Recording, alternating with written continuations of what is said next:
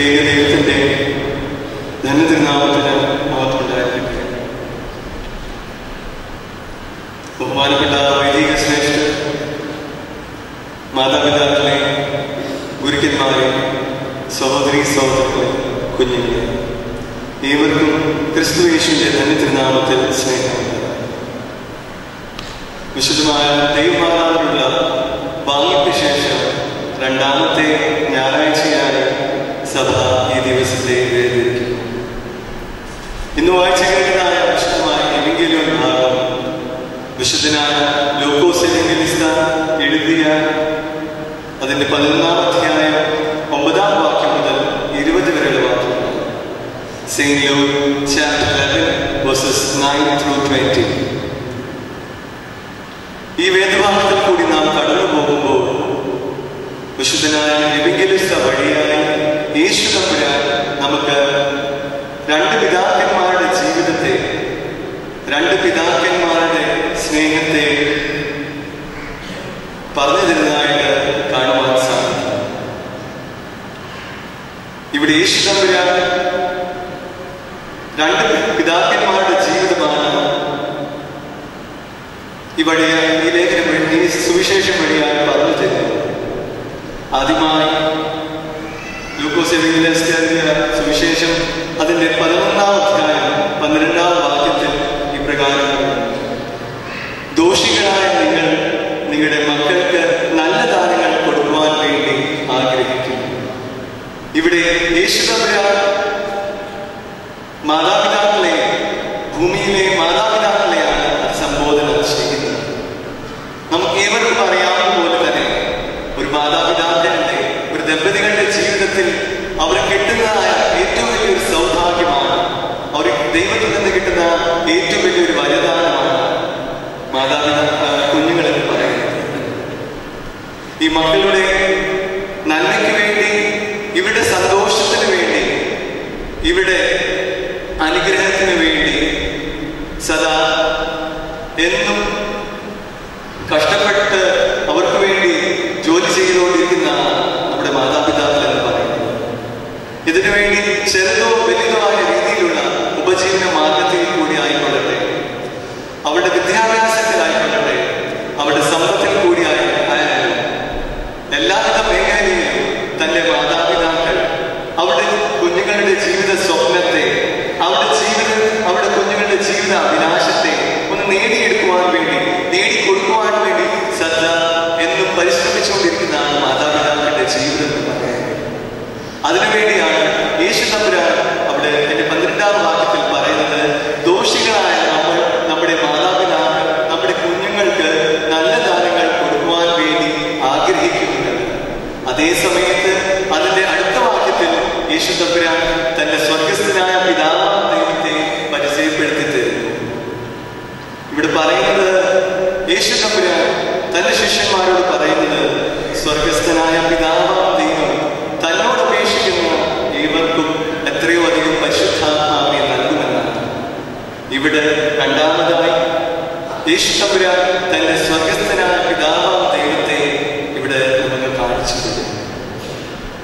ഈ അധ്യായത്തിൽ കൂടി ആദ്യോടന്തം നാം ഈ അധ്യായത്തിൽ വീക്ഷിക്കുമ്പോൾ, ഈ അധ്യായത്തിൽ കൂടി നാം കടന്നു ചെല്ലുമ്പോൾ, 9-ാം അധ്യായത്തിൽ യേശു തമ്പുരാൻ തന്റെ ശിഷ്യന്മാരോട്, നമ്മളോട് പ്രാർത്ഥനയുടെ കാതലിനെ പറ്റി പറഞ്ഞു കൊടുക്കുന്നതായിട്ട് കാണുന്നു. പ്രാർത്ഥനയുടെ ശ്രേഷ്ഠതയെ പറ്റി, പ്രാർത്ഥനയുടെ മൂല്യത്തെ പറ്റി, പ്രാർത്ഥനയുടെ മഹത്വത്തെ പറ്റി യേശു തമ്പുരാൻ തന്റെ ശിഷ്യഗണത്തിന് ഇവിടെ പറഞ്ഞു കൊടുക്കുന്നു.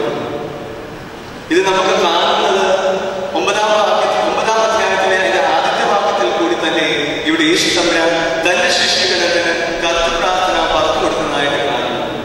അതിന്റെ 9-ാം വാക്യത്തിൽ കൂടി നാം കടന്നു ചെല്ലുമ്പോൾ, ഒട്ടുകയും തുറക്കപ്പെടും, അന്വേഷിക്കുകയും കണ്ടെത്തും, ചോദിക്കുകയും നാം എനിക്ക് ലഭിക്കും എന്ന് പറഞ്ഞുകൊണ്ടതായ പ്രാർത്ഥനകൾ, പ്രാർത്ഥനയുടെ സ്വരങ്ങൾ യേശു തമ്പുരാൻ തന്റെ ശിഷ്യഗണത്തിന് മുമ്പാകെ കാണിച്ചു കൊടുക്കുന്നു.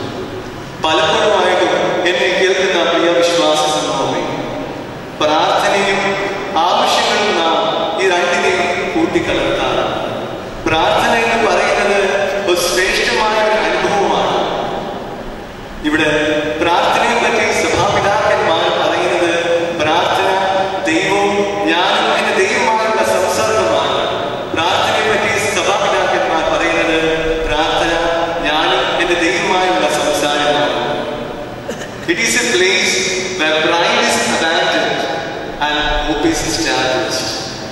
പ്രാർത്ഥനയുള്ള ജീവിതം എന്ന് പറയുന്നത് അഭാവത്തെ മാറ്റിക്കളയുകയും പ്രത്യാശയിൽ സ്ഥാപിക്കുകയും ചെയ്യും. പരിശുദ്ധനായ യാക്കോബ് ശ്ലീഹ തന്റെ ലേഖനം വഴിയായി നമ്മളെ ഓർമ്മിപ്പിക്കുന്നത് ദൈവത്തിന്റെ അടുക്കൽ ചെല്ലുവിൻ, എന്നാൽ നിങ്ങളുടെ അടുക്കൽ വരും. Draw near to God and he will draw near to you. പ്രാർത്ഥന എന്ന് പറയുന്നത് യേശു തമ്പുരാനോടുള്ള ദൈവമായുള്ള സംസർഗത്തിനുള്ള ഒരു മാർഗമാണ്. ഏതുവിധമായിരിക്കണം നമ്മുടെ പ്രാർത്ഥന? ആദ്യമായി പ്രാർത്ഥന നമ്മെ വിശുദ്ധിയിലേക്ക് നയിക്കുന്നതാണ്. Prayer should lead us into holiness. നമ്മുടെ പ്രാർത്ഥന നമ്മളെ വിശുദ്ധിയിലേക്ക് നയിക്കുന്നു. അതിന്റെ ഉത്തമമായ മാർഗമാണ് നമുക്ക് യേശു തമ്പുരാൻ കാണിച്ചു തരുന്നത്. യോഹന്നാൻ എഴുതിയ സുവിശേഷം അതിന്റെ 17-ാം അധ്യായം അതിന്റെ 9-ാം വാക്യത്തിൽ കൂടി നാം കടന്നു ചെല്ലുമ്പോൾ ഇവിടെ മഹാപുരോഹിത പ്രാർത്ഥനയും കാണുവാൻ സാധിക്കും. യേശു തമ്പുരാൻ തന്റെ പിതാവിനോട് പ്രാർത്ഥിക്കുന്നത് ഇപ്രകാരമാണ്: അവർ നമ്മെ പോലെ ഒന്നാകേണ്ടതിന് അവരെ നീ കാത്തുകൊള്ളണം. ലോകത്തിന് വേണ്ടി അല്ല ഞാൻ അപേക്ഷിക്കുന്നത്, അവർക്ക് വേണ്ടിയാണ് ഞാൻ അപേക്ഷിക്കുന്നത്.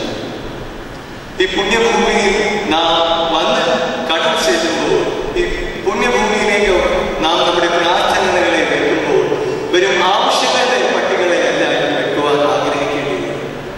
വെറും ദേശകാശികളെ മാത്രമല്ല നമ്മുടെ ശ്രദ്ധ കേന്ദ്രീകരിക്കേണ്ടത്. നാം ഈ പുണ്യഭൂമിയിലേക്ക് വരുമ്പോൾ നമ്മുടെ പ്രാർത്ഥനകളുടെ സ്വരം ഉയരേണ്ടത് നമ്മളെ വിശുദ്ധിയിലേക്ക് നയിക്കുവാൻ വേണ്ടിയുള്ളതായിരിക്കും. ഈ പുണ്യവാൻ ജീവിച്ച പ്രകാരം വിശുദ്ധിയിലേക്ക് നമ്മുടെ പ്രാർത്ഥന നമ്മളെ വിശുദ്ധിയിലേക്ക് നയിക്കുന്നതാണ്. നമ്മുടെ പ്രാർത്ഥന ദൈവിക തേജസ് നിറഞ്ഞതുള്ളതായിരിക്കും. നമ്മുടെ പ്രാർത്ഥന ദൈവികമായ കൃപ നേടുവാനുള്ളതായിരിക്കും. നമ്മുടെ പ്രാർത്ഥന ദൈവമായുള്ള സംസർഗം പുലർത്തുവാനുള്ളതായിരിക്കും. രണ്ടാമതായി പ്രാർത്ഥനകൾ ദൈവമായുള്ള സമർപ്പണമാണ്. പ്രാർത്ഥന ഒരു ദൈവികമായ സമർപ്പണമാണ്. പ്രാർത്ഥന ദൈവികമായ സമർപ്പണമാണ്. Prayer is a divine dedication. എനിക്ക് എന്തെങ്കിലും ഒന്ന് മറ്റുള്ളവർക്ക് കൊടുക്കണമെന്നുണ്ടെങ്കിൽ, എനിക്ക് മറ്റുള്ളവർക്ക് വേണ്ടി എന്തെങ്കിലും സമർപ്പിക്കണമെന്നുണ്ടെങ്കിൽ ആദ്യമായി എന്നുള്ള ബോധം വേണ്ടത് എനിക്ക് എന്തെങ്കിലും ഉണ്ടോന്ന്.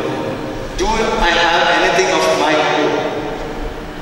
ഇവിടെ നാം എന്റേതായെന്ന് പറയുവാൻ വേണ്ടി എൻ്റെ ജീവനില്ല, എന്റേതായ സമ്പത്തില്ല, എന്റേതായ അനുഗ്രഹങ്ങളില്ല, എന്റേതായ ജ്ഞാനമില്ല എന്നും ഏതൊരു വ്യക്തി മനസ്സിലാക്കുന്നുവോ ആ ദിവസം നമുക്ക് പൂർണ്ണമായ രീതിയിൽ ദൈവത്തിന് മുമ്പാകെ സമർപ്പണത്തിന്റെ യാഗം അർപ്പിക്കുവാൻ വേണ്ടി സാധ്യമാണ്. പരിശുദ്ധനായ പൗലോസ് ശ്ലീഹ തന്റെ റോമർക്കെഴുതിയ ലേഖനം അതിന്റെ 12-ാം അധ്യായത്തിൽ നമ്മളെ ഓർമ്മിപ്പിക്കുന്നു: നിങ്ങൾ നിങ്ങളുടെ ശരീരങ്ങളെ, നിങ്ങളുടെ ജീവിതത്തെ ദൈവത്തിന് പ്രസാദമുള്ള യാഗമായി അർപ്പിക്കുന്നു. പരിശുദ്ധനായ പൗലോസ് ശ്ലീഹ തന്റെ ജീവിതത്തെ, തന്റെ ശരീരത്തെ തന്റെ നാഥന് വേണ്ടി സമർപ്പിക്കുവാൻ വേണ്ടി സാധിക്കും. നാം ഓരോരുത്തർക്കും ലഭിച്ചിരിക്കുന്ന കഴിവുകൾ, അവരുടേതായ ജീവിതം, അവരുടേതായ സുഖസൗകര്യങ്ങൾ, അവരുടേതായ അനുഗ്രഹങ്ങൾ ദൈവത്തിന് മുമ്പാകെ വരുമ്പോൾ ഇത് ദൈവത്തിന്റെ അവകാശമാണെന്ന് മനസ്സിലാക്കി ദൈവത്തിന് മുമ്പാകെ തിരിച്ചു കൊടുക്കുവാൻ വേണ്ടി എന്ന് സാധിക്കുന്നുവോ അതിനെ നമുക്ക് സമർപ്പണത്തിന്റെ മനോഭാവത്തിൽ എത്തിക്കുവാൻ സാധിക്കും. അത് ദൈവത്തിന്റെ അവകാശമാണ്, നാം ദൈവത്തിന് കൊടുക്കുന്ന ഔദാര്യമല്ല എന്നൊരു വ്യക്തി മനസ്സിലാക്കുമ്പോൾ മാത്രമാണ് അവിടെ പ്രാർത്ഥനയുടെ സമർപ്പണം ഉണ്ടാകുന്നത്. ആ സമയത്താണ് പ്രാർത്ഥനയിൽ കൂടി ദൈവികമായ സമർപ്പണം ഒരു വ്യക്തിക്ക് ഉണ്ടാകുന്നത്. എന്നെ കേൾക്കുന്ന മാതാപിതാക്കളെ, ഈ വിശുദ്ധമാകുന്ന ത്രോണോസിലേക്ക് നാം നമ്മുടെ കണ്ണുകളെ ഉയർത്തുമ്പോൾ കർത്താവിന്റെ തിരുശരീര രക്തങ്ങൾ ഈ ബലിപീഠത്തിൽ മേൽ വെക്കുമ്പോൾ ഈ തിരുശരീര രക്തങ്ങൾ പ്രാർത്ഥനയുടെ സ്വരങ്ങളാണ്, നമ്മളോട് സ്വരങ്ങളുടെ സന്ദേശമാണ് നമുക്ക് നൽകുന്നത്. ഈ വിശുദ്ധ തിരുശരീര രക്തങ്ങൾ വിശുദ്ധിയുള്ളവ. നാം പ്രാർത്ഥനയോടുകൂടി വിശുദ്ധിയോടുകൂടി ഇതിനെ കൈക്കൊള്ളുന്നവർക്ക് വിശുദ്ധി ലഭിക്കും. ഈ വിശുദ്ധ കുർബാന എന്ന് പറയുന്നത് സമർപ്പണത്തിന്റെ ഒരു യാഗമാകുന്നു. പ്രാർത്ഥനയോടുകൂടി വിശുദ്ധിയോടുകൂടി നമ്മളെ ദൈവത്തിന് മുമ്പാകെ സമർപ്പിച്ചുകൊണ്ട് ഈ വിശുദ്ധ തിരുശരീരത്തെ നാം ഇത് നമുക്ക് സമർപ്പണത്തിന്റെ ഒരു അനുഭവമാണ് തീരും. ഇത്രയും മാത്രമല്ല, വിശുദ്ധിയോടുകൂടി ദൈവത്തിനു മുമ്പാകെ നമ്മുടെ ജീവിതത്തെ നാം സമർപ്പിക്കുമ്പോൾ നമുക്ക് ലഭിക്കുന്നത് ദൈവമായുള്ള സംസർഗമാണ്. We are getting an everlasting life. We are getting a companion with our Lord Jesus Christ. വിശുദ്ധനായ യോഹന്നാൻ എഴുതിയ സുവിശേഷം അതിന്റെ 3-ാം അധ്യായം അതിന്റെ 16-ാം വാക്യത്തിൽ നമ്മളെ ഓർമ്മിപ്പിക്കുന്നത് ഈ പ്രകാരമാണ്: തന്റെ ഏകജാതനായ പുത്രനിൽ വിശ്വസിക്കുന്ന ഏവനും നശിച്ചു പോകാതെ നിത്യജീവൻ പ്രാപിക്കേണ്ടതിന് ദൈവം ഈ ലോകത്തെ സ്നേഹിച്ചു. For God so loved the world that he gave his only son, so whosoever believes in him shall not perish but have everlasting life. ഈ പുണ്യഭൂമിയിലേക്ക് നമ്മുടെ പ്രാർത്ഥനകൾ ഉയരുമ്പോൾ, നമ്മുടെ ആവശ്യങ്ങളുടെ സ്വരങ്ങൾ ഉയരുമ്പോൾ, നമ്മുടെ നേർച്ച കാഴ്ചകൾ ഉയരുമ്പോൾ, ഇത് നമ്മളെ വിശുദ്ധിയിലേക്ക് നയിക്കുന്നു. ഇത് നമ്മുടെ ജീവിതത്തെ സമർപ്പണത്തിന്റെ മനോഭാവത്തിലേക്ക് നയിക്കുന്നു. ഇത് ഞാനും ഇത് ദൈവമായുള്ള സംസർഗത്തിലേക്ക് നയിക്കുന്നു എന്നുള്ള ഒരു വലിയൊരു ചോദ്യം ഇതിനു മുമ്പ്. ദൈവത്തിന്റെ പരിശുദ്ധ രൂപ നമ്മളെ വിശുദ്ധിയിലേക്കും നമ്മളെ പൂർണ്ണമായ സമർപ്പണത്തിലേക്കും നമ്മളെ പൂർണ്ണമായ ദൈവമായുള്ള നിത്യമായ സംസർഗത്തിലേക്കും നയിക്കട്ടെ എന്ന് പ്രാർത്ഥിച്ചുകൊണ്ട്